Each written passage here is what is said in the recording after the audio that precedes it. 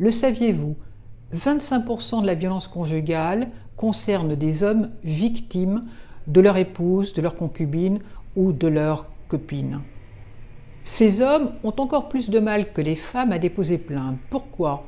Parce que nous sommes dans une société encore patriarcale et que déposer plainte, pour eux, c'est une atteinte à leur virilité.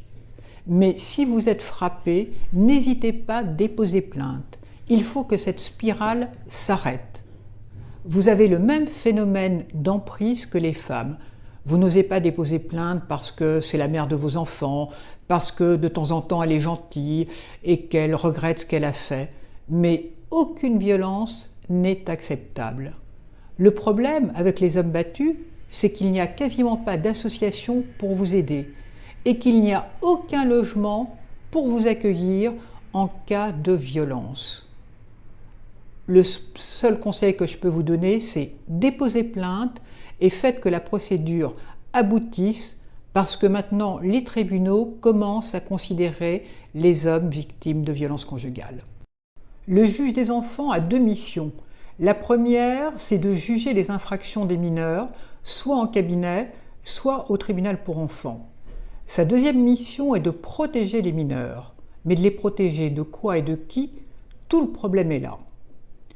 Lorsque les parents ne sont ni violents, ni alcooliques, ni drogués, et qu'ils ont juste des problèmes relationnels avec leurs enfants, pourquoi placer un enfant? C'est totalement inutile.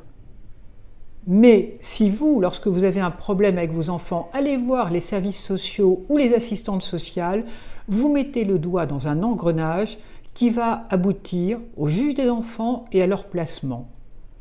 Donc, si vous avez un problème avec vos enfants, voyez un psychologue pour enfants, voyez un pédopsychiatre, mais surtout pas les assistantes sociales. On a un gros problème à l'heure actuelle, c'est que les juges des enfants suivent les préconisations de l'aide sociale à l'enfance ou des rapports d'assistantes sociales qui vous sont défavorables.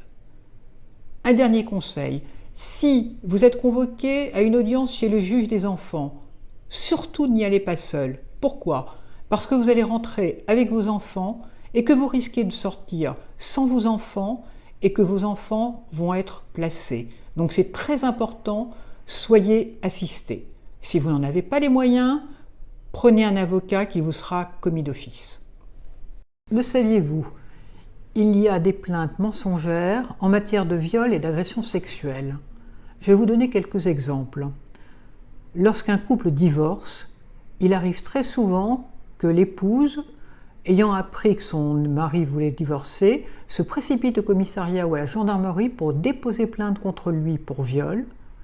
Comme ça, elle espère que les enfants ne verront plus leur père et en fait elle se venge de sa décision de divorcer. Un autre exemple, un couple a une relation sexuelle consentie.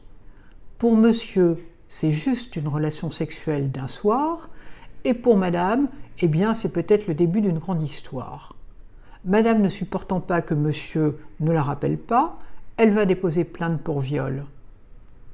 Un autre exemple, une jeune étudiante qui se prostitue et loue ses services comme escorte dépose plainte contre un de ses clients. Elle explique que le premier rapport sexuel était consenti, mais que le deuxième, il l'a forcé. Le client a été entendu en audition libre, c'est-à-dire qu'il pouvait quitter la police à tout moment. Il y a eu une confrontation et l'affaire a été classée sans suite. Un dernier exemple, un jeune livreur rencontre une copine, ils vont à l'hôtel, ils ont une relation sexuelle consentie, et puis ce dernier, pas très galant, la met à la porte à 5 h du matin lui disant qu'il devait voir un copain. À 8 h, la jeune fille est au commissariat et dépose plainte. Cela étant, comme le veilleur de nuit de l'hôtel a dit qu'elle était venue et qu'elle avait l'air tout à fait consentante, eh bien il y a eu un classement sans suite. Et il y a encore des tas de possibilités pour des fausses accusations de viol et d'agression sexuelle.